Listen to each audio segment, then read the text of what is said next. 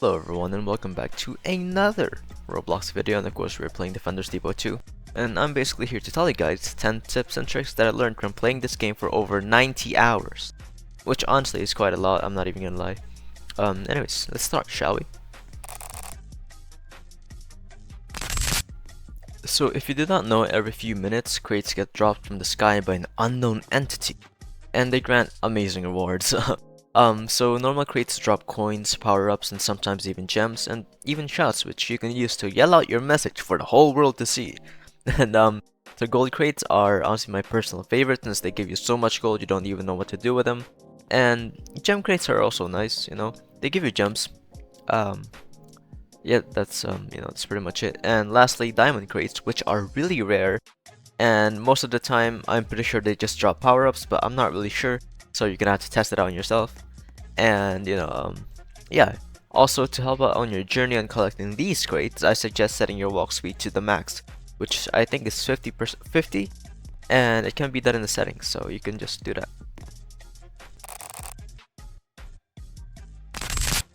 So in my time of playing this game, I've seen so many people be confused about the symbols and how to beat certain enemies in the game, which basically means you guys have some memorizing to do. So right now there are 4 enemy types within 2 subcategories. There's ground and air, and ghost and armored, and obviously there are more to come, but as of right now, there's only 4 enemy types, and if you're watching this like 4 months into the future, then most likely this video will be outdated, or at least this tip will be outdated. But right now my point still stands, and only certain traps and turrets can kill certain enemies, especially ghosts, so you guys have to memorize basically everything. So this one actually connects to tip number 1, which is if you want to collect crates and want to be the only one collecting the crates, then I do suggest going into a VIP server, because as of right now, which is version 1.1, they're actually free.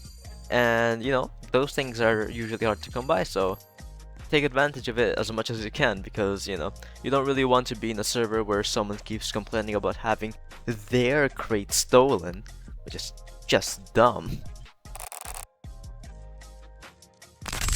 So if you did not know, power-ups are there for a reason, and if you have been collecting crates like I told you, you would most likely have power-ups to spare, and if you're that type of person that keeps all their power-ups just in case you might need it, it's whenever you're struggling. Power-ups are renewable, which means they're not limited editions, and you can use them whenever you want, especially, as I said, when you're struggling. And a combination that is quite nice in my opinion is 2 times coins and 2 times speed, which will give you so much coins that you'll actually notice a quite big boost when you use it. And another power-up that is quite nice to use is the nuke, and if you know, you know. So this section will actually be quite simple but also really effective, is target priority. Basically, let's say if you have an orb light and a flamethrower, you should focus the orb light into the air enemies rather than both air and ground, since flamethrower is already there taking care of the ground enemies. If you have an orb light with first priority and all targeting, then it will attack ground enemies as well, and honestly we don't want that, so I would really suggest that if you have 2 towers and one of them has both air and ground targeting, let the specialized turret focus their specialty and make the multi-targeting turret prioritize their attacks on the other enemy type. So whenever I would go on public servers and walk around try to see what other people are doing, I always see people making the same mistake, which is making a straightforward path to their nexus, which if you did not know is actually quite inefficient. So instead you can actually use this layout, which I use to try and Rebirth, and it tries to maximize both the path length while also letting the turrets hit the enemies.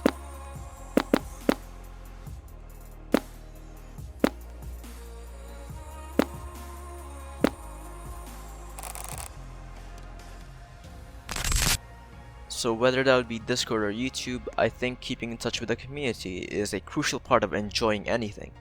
I might be a bit biased, but one of the ways that you can keep in touch with the community is by watching YouTube videos. And you know, you're already doing that, so you know, good job. Another way that I heavily recommend is the Stout Studio Discord server, which is the game's official Discord server. And you know, in the times where I had so many questions and were so confused in the game, the people in the server really did help me quite a lot, so I cannot stress this enough. Keep in touch with the community and the game will be a bit more enjoyable. This is a simple one as well, and it's basically just use cannons. So the good thing about cannons is that it's not a one-time use, unlike saw blades, which only work once and are hella expensive. Cannons can be moved around to where the wave 100 boss is and break its shield, which will let you finally damage it. Or you can just watch this video and figure out how to kill every boss instantly. You know, just saying.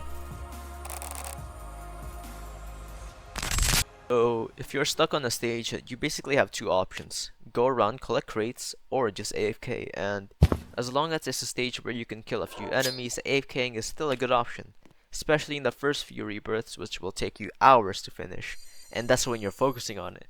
So either way, just remember that you don't always have to be on the screen when playing this game. You can do something else like watch YouTube videos or watch a movie. So no joke, this is actually the most important one out of all the tips here, and it doesn't even only apply to this game, it applies to every single game out there. If you want to prevent burnout, or at least stop the burnout, just take a break. In the first few rebirths, I suggest taking a break every rebirth so you don't get tired of it.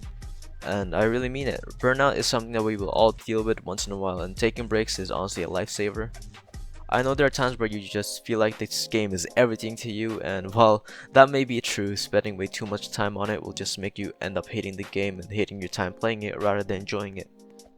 Just remember that you're not obliged to play the game, and you can stop whenever you want, and most definitely stop every once in a while just so you can refresh and take care of yourself.